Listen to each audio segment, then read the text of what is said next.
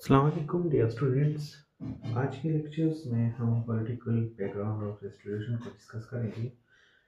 The previous lectures Puritan से start किया था हमने and we have been discussing the Puritan, the background of the प्यूरिटनिज्म।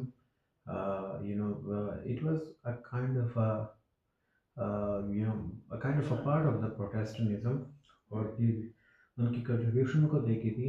Overall जो Puritan as की जो कंट्रीब्यूशंस थी उनकी पॉलिटिक्स में भी, तो इन सारी चीज़ों पर हम डिटेल में बात कर चुके हैं अपने प्रीवियस लेक्चर्स में। आज के इसी लेक्चर में हम रेस्टोरेशन एज को पढ़ेंगे और इसके पॉलिटिकली बैकग्राउंड को हमने डिस्कस करना है। जब in order to follow the political events of the restoration period, it is important to know about the broad facts. तो सबसे पहले जो चीज़ें हैं, हमारे पास चंद चीज़ें हैं उन्हें डिस्कस कर लूँ कि रेस्टोरेशंस होती है विद द मोनार्की, कि जब दोबारा से मोनार्की वापस आती है इंग्लैंड में, and when people invited the son of the Charles first, Charles to, when he invited the king Charles II from England to come and to take the control of the throne of the English of the England। तो इस तरह से इसके साथ साथ restoration भी हो जाती थी, क्योंकि चार्ल्स फर्स्ट के दो बेटे थे। एक का नाम था चार्ल्स टू और सेकंड का नाम था James James second, Charles second and James second. अब ये दोनों जो थे चार्ल्स, तो ये दोनों अपने आप को, क्योंकि पहले तो चार्ल्स आ जाता है तकरीबन 1660 से लेकर 1685 तक ये रूलिंग करता है, और फिर 1685 से लेकर 1688 तक किंग जेम्स की रूलिंग होती है, उसका रेन होता है, इंग्लैंड पर उसकी हुकूमत होती है। अब ये दोनों जो थे, ये दोनों अपने आप को absolute absolute absolute monarch, they were the absolute monarch, समझते थे। और थे भी दोनों जो थे वो तो कैथोलिक भी थे। ये दोनों रोमन कैथोलिक्स थे। हाँ, चार्ल्स जो था वो सीक्रेटली कैथोलिक्स के जो बिलीव्स थे उसको फॉलो कर रहा था, क्योंकि ओपनली तो इंग्लैंड में इसको एक्सेप्ट नहीं किया जा रहा था। हालांकि जेम्स सेकंड जो था वो ओपनली पब्लिकली अपने रेस्टोरेशंस को, अपने कैथोलिसिज्म को फेवर कर रहा था और ओपनली उसकी हक में भी बात करता था। और दोनों का यही मकसद था कि किसी तरह से कैथोलिसिज्म को इंग्लैंड में दोबारा से रिस्टोर किया जाए। और ये दोनों जो थे ये एक्चुअली नेफ्यूज थे, द सिस्टर्स सन थे। जूलियस था, लुइस द 14 ऑफ फ्रांस, जिसको ग्रैंड मोनार्क भी कहा जाता था हिस्ट्री में, ग्रैंड मोनार्क के नेफ्यू थे। और वो ग्रैंड मोनार्क जिन्होंने उनकी मदद की थी चुपके से, कि वो अपना उनके ये जो मकसद था कैथोलिसिज्म को दोबारा से रिस्टोर करने का इंग्लैंड का, इसमें उनको कामयाब किया जाए। लेकिन दोनों नाकाम हो गए अपने इस मकसद में, क्योंकि एक तो जेम्स की बेवकूफ़ी ये थी कि वो ओपनली अटेम्प्ट कर रहा था कि वो इम्पोज करे कैथोलिसिज्म को इंग्लैंड पर, और जिसकी वजह से एक रेवोल्यूशन आया, और उसी रेवोल्यूशन के नतीजे में उसका डाउनफॉल भी हुआ। और साथ साथ जो दो पार्ट जो सिविल वार हुआ था इंग्लैंड में, जो हम पिछले लेक्चर में हमने उस पर बात की थी, 1642 में जो इंग्लैंड में सिविल वार हुआ था, तो उसके नतीजे में दो पार्टीज सामने आई थी। टू पार्टीज है, यहाँ पर लिख लेता हूँ, the two parties came into force, came the two parties सामने आई थी। जो कैलिवर्स थे, द फर्स्ट वन जो कैलिवर था, जो कैलिवर वो लोग थे जो किंग को सपोर्ट कर रहे थे वॉर में, और दूसरे वो थे राउंड हेडेड। और ये राउंड हेडेड जो थे ये प्योरिटन्स थे, ये फिर पार्लियामेंटेरियंस थे जो पार्लियामेंट को सपोर्ट करते थे। अब जब ये सर्वाइव कर गए और रेस्टोरेशन पीरियड में दाखिल हो गए, तो इनके नेम चेंज हो गए। कैलिवर को टॉरिस कहा गया, कैलिवर को टॉरिस कहा गया, और राउंड हेड को विग्स विक्स के नाम से उनको पुकारा गया। उनको विक्स का नाम दिया गया। द राउंड हेड जो थे ये the cannibal become the Tories in the round headed who join the Anglican church become the Whigs. Whigs बन गए थे। और जो प्यूरिटन थे, प्योरिटन राउंड हेडेड कौन से लोग थे? ये पार्लियामेंटेरियन थे। कैलिबरी और वो लोग थे जो किंग को सपोर्ट कर रहे थे। और प्योरिटन वो लोग थे जिसको फिर बाद में प्योरिटन से नाम उनका हटा दिया गया और जिसको डिसेंटर्स कहा गया। Dissenters, they were became the dissenters. तो इस तरह से और दोबारा से क्या हुआ कि वो पार्लियामेंट जिसको which was called after the restoration of monarchy, जैसे ही मनार्की दोबारा से रिस्टोर होती है और दोबारा से पार्लियामेंट को बुलाया जाता है, वो क्या थे, वो भी उन्होंने भी वार्म वेलकम किया रॉयलिस्ट का। और वो बहुत ज़्यादा किंग के साथ फ्रेंडली थे। किंग के चार्ल्स ने क्या किया था कि kept it sitting for as long as 18 years, क्योंकि 18 साल तक उसने तकरीबन 18 साल तो नहीं कह सकते लेकिन 15 साल तक चार्ल्स और 3 साल तक जेम्स की रूलिंग थी। जो ऊपर हमने डेट्स जो तारीख लिखी है उसके हिसाब से। तो इस तरह से ये जो लोग थे, रॉयल्टी थी या जो पार्लियामेंटेरियंस थे, ये क्या थे, ये बहुत ज़्यादा उनके साथ रॉयल थे। और उनका जो चीफ मिनिस्टर था क्लेरिडन, उसने इन दोनों का, चार्ल्स का जो चीफ मिनिस्टर था, जो chief the chief minister, the person who take the decisions for the country and for the king, king के लिए ही काम करता था। तो उसके जो लॉस थे, जो फर्स्ट जो जो उनका जो सीएम था, तो क्लैरिडन था। और क्लैरिडन ने क्या किया था कि बहुत ही हार्श किस्म के अगेंस्ट हार्श किस्म के लॉज उन्होंने पास किए थे अगेंस्ट द डिसेंटर, जो बेसिकली प्योरिटन्स थे, उनको दबाना चाहते थे। और उनको पब्लिकली इबादत करने से भी मना कर दिया था। प्योरिटन को पब्लिकली उन पर पाबंदी लगा दी गई थी। और उनको हर एक गवर्नमेंट के ऑफिस से, मतलब गवर्नमेंट जॉब से या फिर हाई पोजीशन से उसको एक्सक्लूड कर दिया गया था, उनको आइसोलेट कर दिया गया था। एंड उनको subjugate them to the various other harassment, इस तरह से कई और तरीकों से इनको तंग किया जाता था। ये जो चीफ मिनिस्टर था, ये बहुत ही ज़्यादा एक लॉयल किस्म का फ्रेंड था किंग का। और किंग के साथ बहुत ही ज़्यादा लॉयल इंसान था। और इसके साथ साथ इसकी रूलिंग में अ सीरीज ऑफ डिसास्टर्स भी आए और इसके साथ साथ उसका डाउनफॉल भी आया। द फर्स्ट वन, इंग्लैंड पर 2-3 चीज़ें थी जो उन दिनों हो रही थी, जिसको हम कहते हैं ग्रेट प्लेग। एक वबा आई जैसे कि कोरोना वायरस था, तो उन दिनों भी 1665 में एक वबा आई थी, ग्रेट प्लेग आया था। और ये एक ऐसी किस्म की बीमारी थी कि जिसने तकरीबन पूरे यूरोप को निचोड़ के रख दिया था। और ऐसा समझा जा रहा था कि पूरा यूरोप बल्कि पूरी दुनिया यहाँ तक पहुँच जाएगी। तो एक तो ये भी हुआ था, लंदन में आया था। और दूसरी जो इम्पोर्टेंट इवेंट थी, उसको हम द ग्रेट फायर के नाम से भी जानते हैं। द ग्रेट फायर ऑफ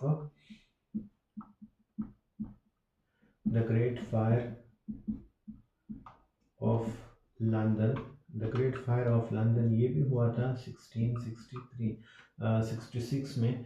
और ये एक ऐसा इवेंट्स था कि जो प्रिडिक्टर्स थे, जो पेशन गोइया कर रहे थे, वो लोग यही समझ रहे थे कि एक्चुअली इंग्लैंड का बल्कि पूरी दुनिया का इस साल दी एंड हो जाएगा।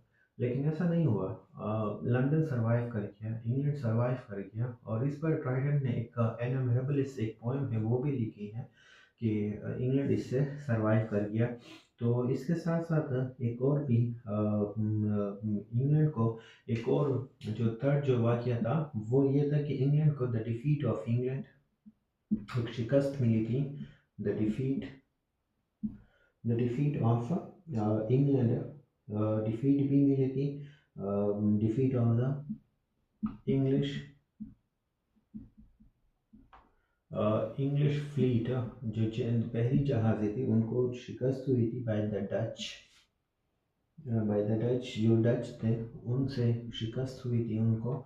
और इसका सारा मलबा जो था, जो नाकामी का जो सारा मलबा था, वो इसी चीफ मिनिस्टर के ऊपर डाल दिया गया और उसको एक स्केप गॉड बना दिया गया था और उसको डिसमिस कर दिया। फिर बाद में उसको अपने आप को बचाने के लिए उसको फरार होना पड़ा और वो फ्रांस चला गया। और वो अपनी बाकी की ज़िंदगी उसने एक्साइल में गुजार दी और वहाँ पर मार्किया ये जो चीफ मिनिस्टर था। जब जैसे ही न्यू मिनिस्ट्रीज आती हैं तो जो न्यू मिनिस्टर्स होता है इस दौर का न्यू न्यू मिनिस्टर जो न्यू मिनिस्टर होता है इस दौर का उस न्यू मिनिस्टर को हम कैबॉल के नाम से जानते हैं। जो न्यू मिनिस्ट्री आती है और ये मिनिस्ट्री सबसे जो जो जो इनका जो इनिशियल लेटर्स है of the name of its member कि ये एक एक्चुअली ये एक पर्सन का नाम नहीं था। कैबॉल की सब के सब क्या थे कि उन्होंने इनिशियल लेटर्स लिए थे हर एक उन मिनिस्ट्री से हर एक मेंबर के नाम से और जिसमें two of these were Roman Catholic. इनमें से दो लोग थे ये तकरीबन ये 5 लेटर्स बनते हैं और 1 2 3 4 5 लेटर्स बनते हैं और इसमें जो 2 लेटर्स हैं ये रिप्रेजेंट करते थे कम्प्लीटली रोमन कैथोलिक्स को। तो ये एक ऐसे किस्म का स्टेप्स था किंग के कि जो किंग का जो डिज़ाइन था जो मंसूबा था रिस्टोर जो कैथोलिसिज्म को इंग्लैंड में कैथोलिसिज्म को रिस्टोर करने का उसकी तरफ एक स्टेप था, पहला कदम था जो उसने उठाया था। और इसको दोबारा से उसने इस चीज़ को बैक करने के लिए सपोर्ट करने के लिए उसने एक डिक्लेरेशन पास की थी जिसको डिक्लेरेशन डिक्लेरेशन ऑफ इंडल्जेंस जिसको डिक्लेरेशन ऑफ इंडल्जेंस के नाम से भी उस एक ऐसा डिक्लेरेशन पास हुआ जिसकी वजह से उन्होंने एबॉलिश कर दिया था, ख़त्म कर दिया था कुछ पैनल्स लॉ थे। पैनल्स लॉ जो लोगों को पैनल्स लॉ जो थे उसको ख़त्म कर दिया था पैनल लॉ को। अब ये पैनल लॉस क्या है, ये एक ऐसे थे कि जो कैथोलिसिज्म और जो जिसने मतलब जिनके तहत जो डिसेंडर्स थे प्यूरिटन्स थे या फिर जो कैथोलिक्स के उनको जेलों में डाल दिया गया था, उनको गवर्नमेंट जॉब में तंग किया जा रहा था, इन सारी चीज़ों को ख़त्म कर दिया। अब यहाँ पर मकसद ये था किंग का कि जब वो ये इस डिक्लेरेशन को पास कर देगा तो ये लोगों को यही कहेगा कि मैंने स्टेप किसके लिए लिया है, मैंने स्टेप डिसेंडर्स के लिए लिया है, प्यूरिटन्स को बचाने के लिए मैंने उन पर मर्सी शो की है। हालांकि उसका मकसद ये था कि कैथोलिक को छुड़वाना था, कैथोलिक को माफ़ करवाना था। लेकिन उसका ये जो क्लेवर एक मूव था, एक चालाकी थी उसने कि वो कैथोलिक्स को फ्री कर दे, उसको आज़ाद कर दे। उसके और चार्ल्स की यही उम्मीद थी कि जो डिसेंडर्स थे वो भी इस बात से खुश होंगे, प्योरिटन भी इस बात से खुश होंगे कि उनको आज़ादी दी गई, वर्शिप की आज़ादी, क्योंकि कैथोलिक्स को भी ओपनली आज़ादी नहीं थी वर्शिप की और इस तरह से प्योरिटन को भी इस दौर में आज़ादी नहीं थी। तो प्योरिटन को आज़ादी दी गई और साथ में कैथोलिक्स को भी आज़ादी दी गई। तो चार्ल्स की यही ख्वाहिश थी, उसकी यही सोच थी, उसकी यही उम्मीद थी कि इस तरह से डिसेंडर्स भी क्या होंगे, वो भी पुरुमीद होंगे और वो भी खुश होंगे कि किंग ने कोई अच्छा सा स्टेप उठाया। लेकिन ऐसा नहीं हुआ। प्योरिटन्स ने ऑब्जेक्ट किया और कि क्योंकि यही कंसेशन किसको दिया गया था, कैथोलिक्स को भी दी गया और उसकी जो पूरी की जो कैलकुलेशंस की थी किंग्स ने वो सब के सब गलत साबित होगी। और इसका इफेक्ट ये था कि जो डिक्लेरेशन था उसको दोबारा से रिवर्स कर दिया गया था। जिस तरह से उनको तवक्को थी कि ये डिक्लेरेशन चलेगा, काम करेगा, लेकिन किंग को दोबारा से वापस करना पड़ा। और लोगों ने देखा कि किंग एक गेम्स खेल रहा है और जो जितने भी जो प्रोटेस्टेंट थे, चाहे वो एंग्लिकन थे या फिर डिसेंडर्स थे, मतलब प्योरिटन्स थे, वो एक साथ हो गए और उन्होंने किंग की अपोजिशंस की। जब किंग ने ये सारी चीज़ें ये सब कुछ देखा, उसने सेंस किया, उसको खतरा हुआ, तो उसने इसी डिक्लेरेशन को ख़त्म कर दिया था। बट इसके साथ साथ ये काफ़ी नहीं था पार्लियामेंट के लिए, क्योंकि उन्होंने एक और एक्ट जो था उसको पास कर लिया, उसको टेस्ट एक्ट टेस्ट एक्ट कहा जाता था, उसको पास कर लिया। और ये कंपल्सरी कर दिया गया था for every servant of the Crown to take the sacrament according to the rites of Anglican church. कि पार्लियामेंट ने क्या किया, एक टेस्ट एक्ट पास किया सिंपल अल्फाज में कि उन्होंने कि जो भी गवर्नमेंट सर्वेंट है, जो भी ओथ लेगा गवर्नमेंट में आएगा, उसको जो एंग्लिकन चर्च की जो राइट्स हैं, जो उनकी जो एक डिक्लेरेशन है या ओथ है, उनको उसको साइन करना पड़ेगा। उनके मुताबिक आना होगा. So strong was the feeling against the Catholic that is a fictitious plot was invented to implicate them. अब यहाँ पर एक और चीज़ होती है जो सबसे अहम है कि एक प्लॉट एक एक मंसूबा बना दिया गया था और उस मंसूबे का जो बानी था वो कौन था? टाइटस टाइटस ऑटस टाइटस ऑटस था. और उसने क्या किया था कि उसने ही है डिस्कवर्ड अ कैथोलिक प्लॉट कि उसने एक कैथोलिक को एक ऐसा मंसूबा कैथोलिसिज्म के लिए एक ऐसी कंस्पिरेसी कि वो ये चाहता था कि to overthrow the government of the church. लेकिन ये जो पॉपिश प्लॉट था was believed against all evidence and many innocent Catholics were put to death. The Whigs were thoroughly roused. ये जहाँ पर जितने भी विग्स थे वो अब खड़े हो गए एस चार्ल्स हेड, क्योंकि चार्ल्स का जो था अब यहाँ पर सब कुछ जाहिर हो चुका था कि चार्ल्स जो था वो कैथोलिक्स के लिए काम कर रहा है. अब ये चीज़ सारी चीज़ें विग्स को भी पता थी. अब विग्स जो था उनको ये परेशानी थी कि चार्ल्स के अपना लेजिटिमेट चाइल्ड तो कोई है नहीं, क्योंकि उसके सारे अफेयर्स थे, इलीगल अफेयर्स थे, उसके साथ बहुत ज़्यादा इलीगल चाइल्ड भी थे, इलेजिटिमेट. कि चार्ल्स का तो कोई लेजिटिमेट चाइल्ड तो है नहीं. और इस तरह से चार्ल्स के मरने के बाद जो प्रोस्पेक्ट है ऑफ इंग्लैंड का वो उसके ब्रदर जेम्स के पास जाएगा. उसका भाई क्या होगा, किंग होगा जो ओपनली कैथोलिक है. और इसी तरह से इंग्लैंड का जो थ्रोन होगा वो एक दफ़ा फिर कैथोलिक के हाथों में चला जाएगा. और ये बहुत ही ज़्यादा डिटेस्टफुल थिंग्स थी, क्योंकि ये चीज़ उनको धमका रही थी, उनको डरा रही थी तो इस तरह से उन्होंने क्या किया कि दे थ्रेटन कि ये जो वीक्स थे वो थ्रेट कर रहे थे उनको कि हम इसको बाहर निकालेंगे, हम इसको सक्सेशन में हिस्सा नहीं देंगे कोई भी. हम इलिजिटिमेट चाइल्ड को तो बर्दाश्त कर लेंगे कि चार्ल्स के जो इलिजिटिमेट चाइल्ड होगा जो भी होगा हम उसको बर्दाश्त कर लेंगे, लेकिन हम जेम्स को बर्दाश्त नहीं करेंगे इंग्लैंड में. और इसी तरह से उन्होंने एक एक्सक्लूजन बिल सामने लेकर आए. दे बिकेम ये चीज़ तो बहुत ज़्यादा ज़रूरी है कि उन्होंने वो एक एक्सक्लूजन बिल सामने लेकर आए. अब ये बिल जो था सामने लाने का ये मतलब था कि जब वो लोग ये बिल लेकर आए तो इस तरह से वो जेम्स को रोकना चाहते थे to take on the throne. लेकिन चार्ल्स जो था वो बहुत ही ज़्यादा क्विक था उनके लिए और उसने पार्लियामेंट को ही डिसॉल्व कर दिया. इस बिल को पास करने से पहले ही उसने दोबारा से 1679 में उसने डिसॉल्व डिसॉल्व द पार्लियामेंट.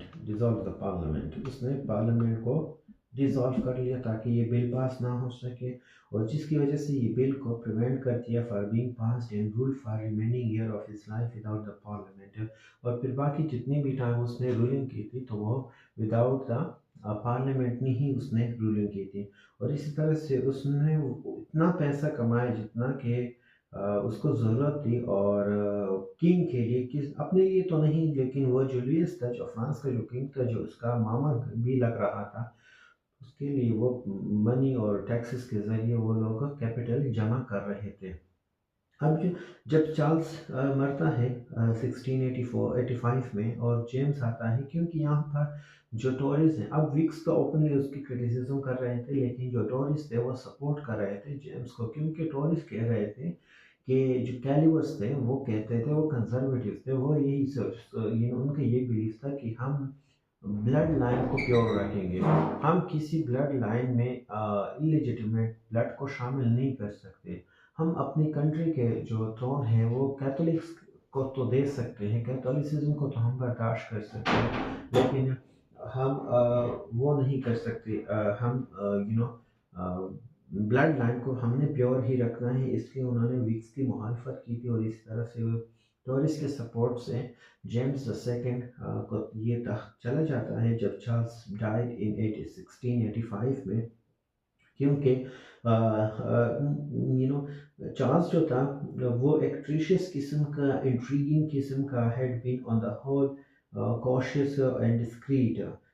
फिर भी वो क्या था, वो बहुत ही चालाक था. और मतलब he had no wish to go on his travel again, he had push thing too far and had been able to do well for himself, कि उसने, क्योंकि उसने डायरेक्टली अपने फादर को देखा था कि जिस तरह से उसको बिहेव कर दिया गया था, इसलिए वो चीज़ों को लेके जा रहा था, ना कि वो अपने मकसद के लिए चीज़ों को इस्तेमाल कर रहा था। लेकिन वो क्या था, वो शार्प किस्म का इंसान था।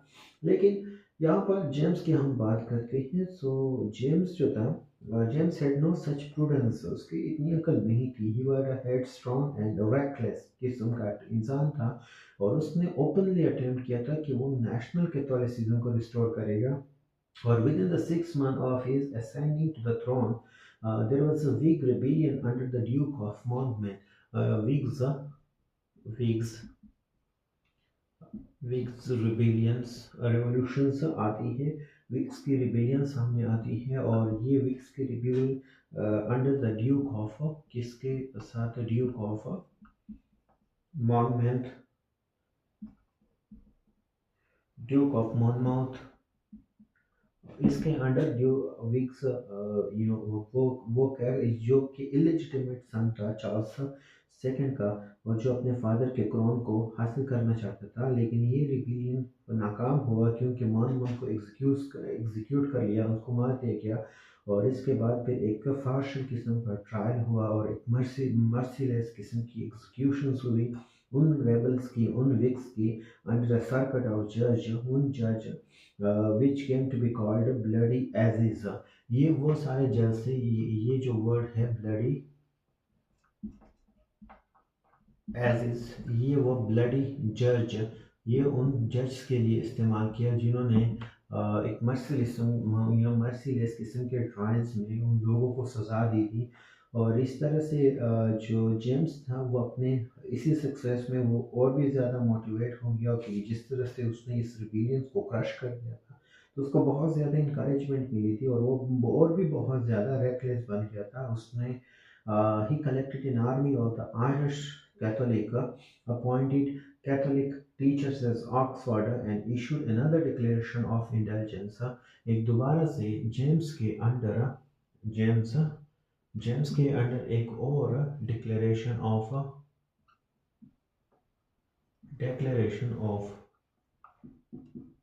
इंडल्जेंस एक और पास होती है इस दौरान। और इसमें वो क्या करता है कि ये ऑर्डर देता है, order it to be read in every church, के जो टीचर्स होते हैं, वो जो मतलब एवरी की जो कैथोलिक्स की जो चीज़ें हैं वो भी पढ़ी जाएगी हर एक चर्च में। और when 7 bishops objected to this, जब जब 7 बिशप्स थे उन्होंने ऑब्जेक्शन दिखाई, तो उन्होंने ऑर्डर दिया था कि इनका भी ट्रायल किया जाए। और जज जो थे वो बहुत ज़्यादा डरे हुए थे, तो उन्होंने क्या किया कि they acquitted the bishops. And just about this time when the feelings ran high against James son was born to him, जब ये डर पैदा हुआ इंग्लैंड में कि अब जेम्स का एक बेटा भी पैदा होने वाला है, क्योंकि उसकी जो बीवी थी प्रेग्नेंट थी। तो इस तरह से ये एक अलार्मिंग सिचुएशन थी लोगों के लिए, उनके डर था कि उसका बेटा तो डेफिनेटली है कैथोलिक्स के माहौल में वो बड़ा होगा, और इस तरह से फिर जो प्रोटेस्टेंट जो हेनरी द एट ने जो जद्दोजहद की थी, स्ट्रगल की थी, इस तरह से ये पूरा सिलसिला दोबारा से ख़त्म हो जाएगा, और फिर कैथोलिक्स आ जाएंगे। तो इस तरह से उन्होंने ये they feared that the son would be brought up as a Catholic, and they saw no other way but to get rid of the James altogether। अब जेम्स की दो बेटियां थी, जेम्स हैड 2 daughters, उनके दो बेटियां थी, और दो बेटियों में कौन कौन से थे, उसमें जेम्स की 2 daughters थी, एक का नाम मैरी था और दूसरे का नाम एना। The first name was Mary, or the second one, the who or Anna, who had been brought up as a Protestant। ये दोनों daughters जो थी, ये दोनों जो थी ये Protestant थी, प्रो प्रोटेस्टेंट। ये हमने याद रखना है, it is to be remembered कि दोनों बेटियां जो थी वो प्रोटेस्टेंट थी।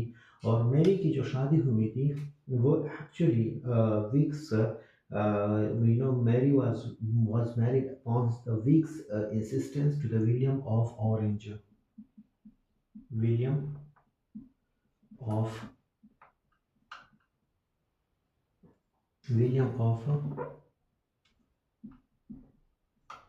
ऑरेंज। हाँ, इसके साथ जो कि एक विलियम क्या था, जो कि एक प्रोटेस्टेंट एक प्रोटेस्टेंट लीडर था। He was a Protestant leader of Holland, जो कि एक प्रोटेस्टेंट लीडर था हॉलैंड का, and who was also a James nephew's sister son and stood next in the succession to the throne of England after the Mary and Anna. On the unexpected birth of the son to the James, the English people invited William to take over the throne.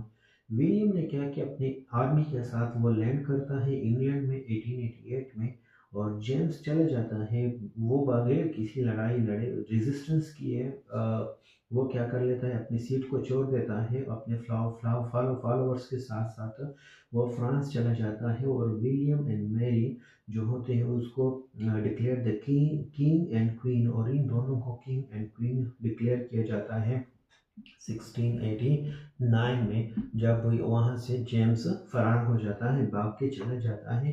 The Caliber party in England, वो जो Caliber पार्टिस्ट थे उन्होंने भी did not strike a blow for James, उन्होंने भी कोई James को support नहीं किया। और उसके जो सपोर्टर्स थे किंग्स जेम्स के जो सपोर्टर्स थे, जेम्स सपोर्टर्स जेम्स के जो सपोर्टर्स थे, जिसको नाम दिया गया, जिसको हम जेको जेकोबाइट्स के नाम से जानते हैं, वो स्कॉटलैंड में थे, आयरलैंड में थे। उन्होंने did put up a fight, उन्होंने थोड़ी सी फाइट रेजिस्टेंस तो की थी, लेकिन their resistance was soon overcome and William became the master of all James dominions. तो इस तरह से डाउनफॉल ऑफ द जेम्स वो होता है, और ये जो क्वेश्चन होता है एब्सोल्यूट मोनार्की का, ये भी हमेशा के लिए ख़त्म हो जाता है, क्योंकि 1689 में 1689 में एक सुप्रीमेसी ऑफ पार्लियामेंट इस्टेब्लिश हो जाती है। सुप्रीमेसी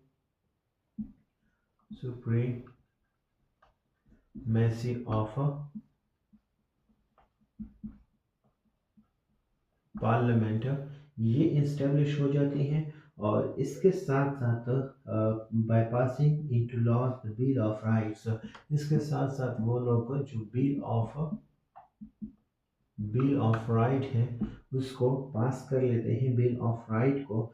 और बिल ऑफ राइट्स का ये मतलब निकलता है कि क्लियरली लिमिट कर दिया जाता है किंग्स के पावर्स को, और दूसरा ये कि let down that no Catholic could be the king of England. साफ साफ कहा जाता है कि इंग्लैंड का कोई भी किंग कैथोलिक नहीं हो सकता, और वो अगर होना है तो जो भी हो, लेकिन वो कैथोलिक नहीं होगा। और इसी तरह से जो रिलीजियस परसिक्यूशंस थे, जो रिलीजियस बेस पर लोगों को मार दिया जाता था, उस पर भी एंड लगा दिया गया। और granting everyone freedom of religious belief in worship, सबको रिलीजियस बिलीफ और वर्शिप की इजाज़त दी गई। इस तरह से जो प्रेस पर जो सेंसरशिप लगी थी, और जिसके बारे में मिल्टन ने भी एरोपेक डीटा में अपनी जो उसकी जो एक एंगर था, एक फ्रस्ट्रेशन थी जाहिर की थी, वो भी 1695 में ख़त्म हो गई, और दोबारा से इसको रिन्यू नहीं किया गया था। So it was possible for everybody to criticise the government. और इस तरह से जो रिवॉल्यूशन के जो सेटलमेंट थे was a compromise between the Whigs and the Tories. It was a conservative settlement in that it left the vested interest of the two parties in active. लेकिन जो चीफ वेस्टेड इंटरेस्ट था was to control over the rotten boroughs. So जो चीज़ें थी, William जो था इस तरह से जो विलियम था वो एक वाइस किस्म का, एक जनरस माइंड किस्म का किंग था, और जो नहीं चाहता था कि वो लोगों को प्रोसिक्यूट करे फॉर देयर ओपिनियंस, या फिर लोगों को सजा दे, उन लोगों को जो लोग उनकी मुखालफत करते थे। लेकिन जो मेन इवेंट था ऑफ हिज रेन, उसकी हुकूमत का, was his war with France, कि उसकी फ्रांस के साथ पावर और जंग चल रही थी, क्योंकि जो पावर था लुईस द 14 का, वो बहुत ज़्यादा था, वो बहुत ही ज़्यादा मैनिक्स था, बहुत ही ज़्यादा ख़तरनाक था, ना सिर्फ उसके कंट्री के लिए, उसके इंग्लैंड के लिए, बल्कि हॉलैंड के लिए भी, या फिर पूरे यूरोप के लिए वो बहुत ही सरदर्द बन चुका था। और विलियम ने क्या किया कि made himself the leader of the grand alliance of European, कि विलियम क्या बना, William the leader, the leader, the great the great leader of made the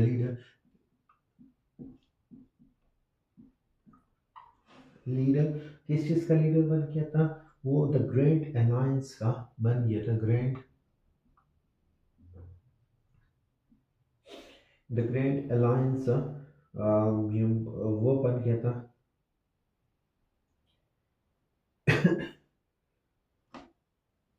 सो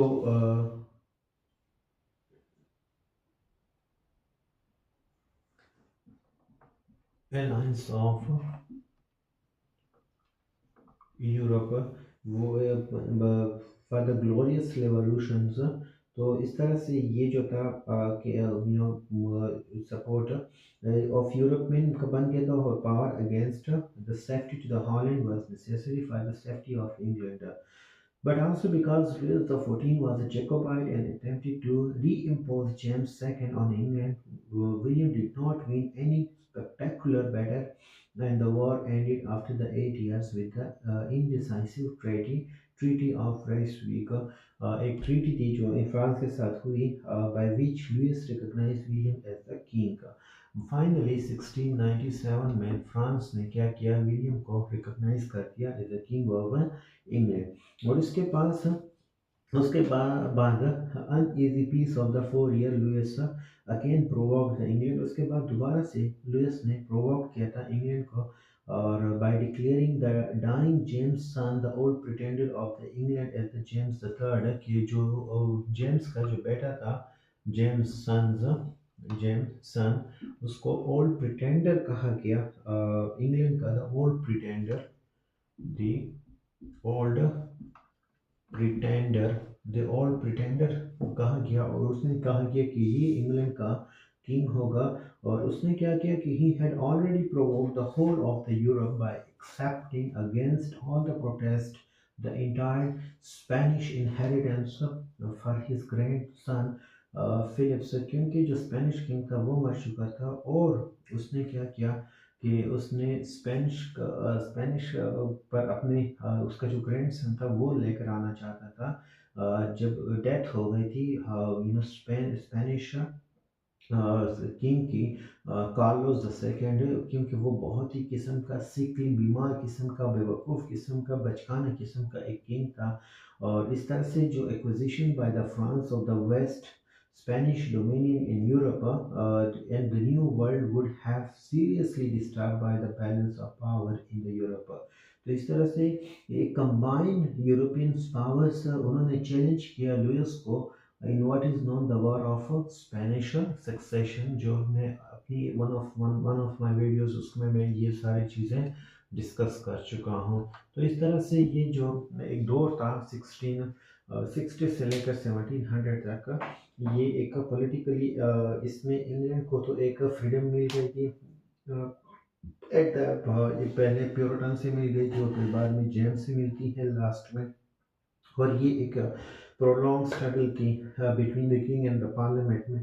और दूसरी तरफ अगर हम सोशल स्पेयर को देखते हैं तो इस पीरियड में बहुत ज़्यादा इम्पावर्समेंट हुई थी लैंड ओइंग क्लास में, और इसके साथ साथ the rise of the rich middle class भी आए थे, ट्रेड्समैन भी सामने आए थे, क्लीवर जो थे had sold away much of their land in the Commonwealth period in order to pay the heavy fine imposed on them by the Cromwell's government. The land thus sold remained with buyers who were mostly round-headed in the previous era, but who, after the Restoration, embarrassed Anglicanism to save their acquisitions and became Whig's leaders. So morally, there was a sad deterioration in the society after the Restoration. Released suddenly from the restraint of the Puritan rules, the people let themselves go and went to the other extreme of the licentious indulgence.